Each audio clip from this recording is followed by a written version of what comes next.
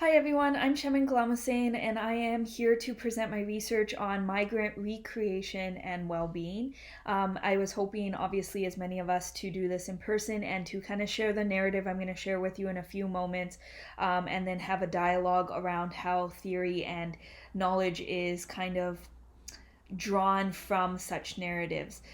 This narrative being kind of a creation between stories that have been told to me, my own experiences, and an exploration of a young person's life and how recreation or recreation is used in a supportive manner for well-being. So hopefully, at least hearing the narrative will spark some questions and thoughts, and then potentially, if we have an online conversation and or in-person conversation, more can come of this narrative. So here I'll just read you the narrative, and I look forward to hearing back from you. So, migrant recreation and well-being. Imagine you have grown up in a context where religion is centered. You attend a primary school with friends from your religious community. The school is operated by your religious community's institution, and your academic schedule shifts to match religious ceremonies and celebrations such as Ramadan and Eid. Your day, for as much as your childhood as you can remember, entails waking up in the wee hours of the morning to attend prayers as the sun rises, to return home for a meal before heading to school. Before school and during school, you are sure to pay attention. Sit with your feet on the ground, back straight, pencil in hand to copy each letter your teacher wrote on the board, and only speak if and when you are spoken to. You were nearly invisible as you followed the rules and met the expectations set for you. In your teenage years, you add post prayer football, cricket, throwball, or another activity into your day before returning home for a late meal and bedtime.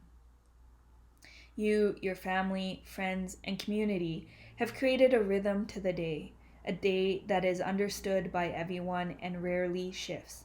This becomes your safety, your knowing, your being. Abruptly, just before your 20th birthday, your homeland is invaded. You are displaced and your family is stripped of their land, home, safety, and dignity. You run to your place of worship, a place that has always brought ease to your day, and realize that this space has always been safe has been attacked. Your way of being is destroyed in mere seconds by war, terrorism, and the belief that you are less than. In the coming weeks, you and your family have gained a spot on a plane to where you are unsure, but your life is at stake and you trust in the others to take you to a place of safety. As you watch from your airplane seat, your body twitches, sweating, then freezing, then sweating, then freezing. Your teeth chatter as if constantly chewing on a meal you've never seen before, and your heart races, head pounds, ears pop, and your stomach aches. You notice the ground is white with fluffy stuff. Between boxes of white, you can see black asphalt that divides homes from one another. You look over to your mother, who is in deep meditation. As you look her way, your eyes fill with water, and your racing heart turns into a sensation of someone slowly cutting it into pieces. This, your arrival into a new, foreign country, is only the beginning of your story. Years later, you are now the mother or father of two beautiful first generation children. When you look into their eyes, you see yourself. You become witness to the curly hair you once had before the change in environment, where you were expected to straighten your hair to fit in. Their eyes reflect your eyes when you were young, free, and confident in who you were. Yet, as you look deeper, you see in your child's eyes a hole that reflects a gap between secular and religious life that this new country brings with it. Your children refuse to wake in the morning for prayers, lack the language to speak to you in your native tongue, run home from school to sit on the couch and watch the latest television show, and only pull out their schoolwork if you stand over them and watch them do so. You, and thus your children, have gone from going to evening prayers daily to going only on Fridays. So your children watch the television, play video games, and pretend to study until you call out their curfew and force them into their rooms. As they retreat to their rooms, you and your spouse sit down to your last cup of tea for the day and discuss the day's successes and concerns. On this particular night, your spouse asks if you have noticed the little movements in your daughter, how she is constantly twitching when you asked her to read, write, recite prayers, or express her feelings. You notice that when she is watching television, she is fidgeting with her toys or pacing in the living room. As you continue to talk, you remember reading in her most recent grade 3 report card that she is social, respectful, and distracted. That she struggles to sit in her chair for long periods of time, and that over the past several weeks, teachers have noticed that she is out playing with the boys on the soccer field instead of the girls in the playground. Both you and your spouse attempt to say, it's just a phase, she'll grow out of it, and prepare yourselves for bed. A few weeks later, you receive a phone call from your daughter's teacher that she has been taking her bicycle during recess to the corner store, off school property, to purchase candy that she can sell during music class. You reprimand her by coming to school, disciplining her in front of her peers, and taking her bike home to be locked away where she can't have access to it. She's genuinely apologetic, and you believe the situation is dealt with. Then, a few weeks later, you receive another call, this time with an even more distraught teacher on the line. You are told your daughter has convinced her peers to swim in a large flooded pool that has accumulated behind the school in the soccer field. She, along with her peers, are soaked from head to toe and are expected to go home and change to return to school within the hour. Your immediate response is to yell at your daughter, to question her actions, and to force her to run home where she will meet you so that she is able to change. Your spouse and you decide that you will not address the concern in the evening as you witness the fear, sorrow, and remorse your daughter had when she came home to change, sweating from running so fast that her normal 10-minute walk home took less than 2 minutes on this occasion. In the coming days, you meet your daughter's teacher, the school principal, and the school behavioral interventionist. They start to describe the same things you and your spouse discussed weeks ago. They tell you about her twitching body, her inability to sit still at her desk, her need to use the bathroom just before she was expected to read out loud to the class, her conversations with peers, the ripping up of her rubber eraser, the doodles that filled her worksheets, and her consistent smile that showed her unawareness of the disruption she was causing. You have been encouraged to get your child tested. These educators are convinced your child has attention deficit hyperactivity disorder. As you and your spouse leave the meeting, you sit in the car discussing what you have heard, wonder how her older brother could be calm, gentle, dedicated in his studies, and constantly looked towards as a class role model, while your daughter, raised in the same home with the same rules and expectations, cannot meet the basic expectations set for her. Never having heard of being tested for this thing they kept calling ADHD, you vow to do some research before taking your daughter to the doctors.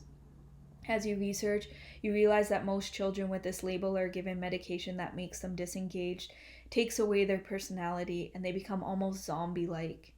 Your spouse and you make the decision to not take your daughter to the doctors, but to become more witness to what is happening in her body.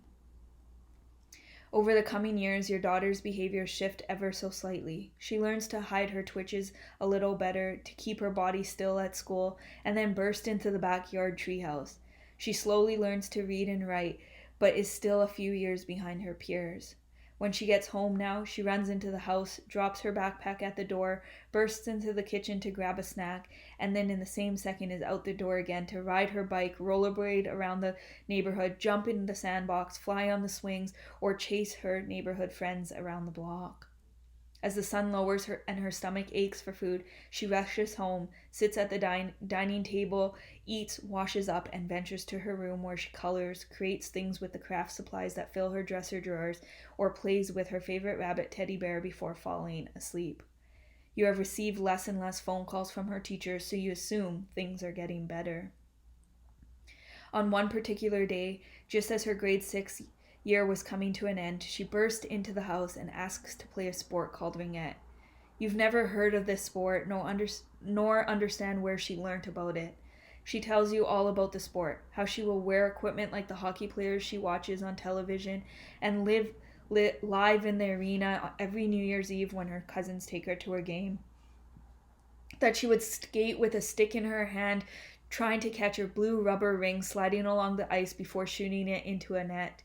She is convinced that she needs to play, and while you want to be supportive, you have no understanding of what she is talking about. For weeks, this is the story you hear. When you ask her how she learned about the sport, she tells you one of her friends at school plays and has given her details of the registration and how much it will cost. The details she so sophisticatedly leaves out of the previous conversations. You hear the cost of the season, then the cost of the equipment, then the cost of the camp she wants to attend to learn about the sport over the summer, and then the cost of tournaments, and your immediate response is no. Your daughter is relentless, consistent in her daily asking to play this sport called ringette, and wears your spouse and you down. You decide to go to the registration day to learn a little bit more and to please her interest.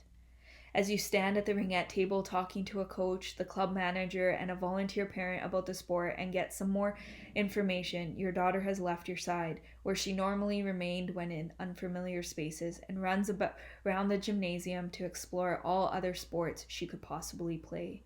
She comes back with a stack of soccer information, and as she hands it to you, she says, "For when ringette isn't in season."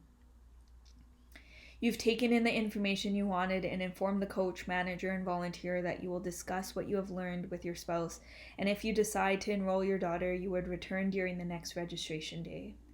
As you walk out of the gymnasium with your daughter, you become vividly aware of how she has shed the bulky sweater she constantly hides under, is walking with a hop in her step, her normally hunched over back straightened, and hands freely at her side instead of tucked into her sweater pocket. On the drive home, you start to hear her talk about friendships she would make, how she would get to be like the other girls, and how she promises to do her homework when she comes home from school before going to practices or games. In a matter of minutes, you start to feel as though you have a refined child, a child that is prepared to meet the expectations upon her, and a child that presents as excited yet calm. As you tell your spouse about this, you both wonder if a sport would be good for her. You sleep over your thoughts, and in the morning, as you wake, you and your spouse turn to each other and almost simultaneously say, "Let's enroll her for a season and see how it goes." That night, as she returns from school and you from work, you tell her to grab a snack before you ask her to get into the car. As you drive, her eyes peeled outside the window, her little body straightens up, and excitement is displayed in her smile, clenched fists, and her little laughter, as she realizes you are approaching the same gymnasium as the night before to register for the upcoming ringette season. Her bounce in her step fills your heart as you know that she is starting to become comfortable in her own skin and with who she is. There are many theories, including intersectionality, developmental theories, globalization, and perhaps mental health diagnosis, to express the above.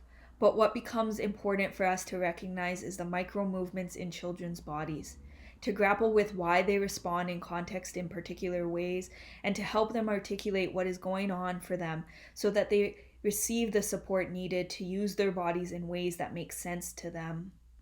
In my doctoral research work, I labeled this innate ability and ways a body absorbs, interprets, and responds to experiences somatic hermeneutics.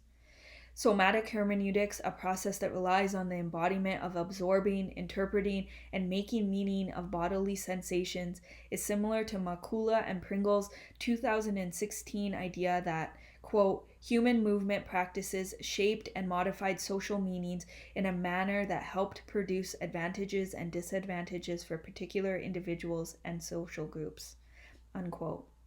This, then, is where I start to question how one derives meaning from their physical body, one that has experienced resistance in order to comply, conform, belong, escape, and create environments of respect and acceptance for and with others from a gendered, cultural, geographically located, and religious perspective. My suggestion for each of us sharing this space is to become aware of children's micro movements, their physical and non-verbal responses to the experiences they are having or have had what I believe are spiritual. As we become aware of the ways in which children we live with, work with, and share space with articulate their experiences, our next responsibility is to engage in the often difficult and risky conversations that help the child, their family members, and others as needed insight into why things are happening. For example, the young girl in the narrative shared was likely feeling uncomfortable in her abilities to perform academically, her understanding of her gender roles and expectations, and why her body felt uncomfortable and unknown when sitting at a desk. These similar feelings were brought up as she attended religious practices, perhaps. Through articulation, the act of bringing information home about a sport that intrigued her, her parents' ability to articulate what they witnessed in her body years before, while talking about the sport and in the gymnasium during registration, allowed for conversations to occur that highlighted her shift from feeling insecure, unconfident, to being confident, comfortable, and proud of who she was and is.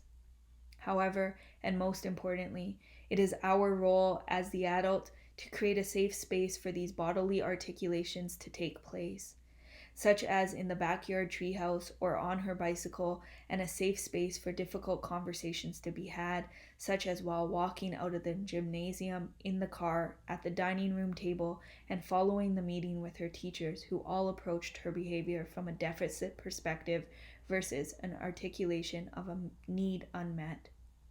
This is not easy work, but hopefully as we share narratives, become witness to autoethnographic studies that explore the power of experiences, and slow ourselves down to provide us with the opportunity to truly, actively, and fully be with another, we can support more children through the transformation this young girl experienced. I look forward to hearing your thoughts and your responses and your questions and your feedback, and to engage in dialogue with each of you, as well as to hear from and interact with your presentations. I hope that you are all well, safe, and healthy.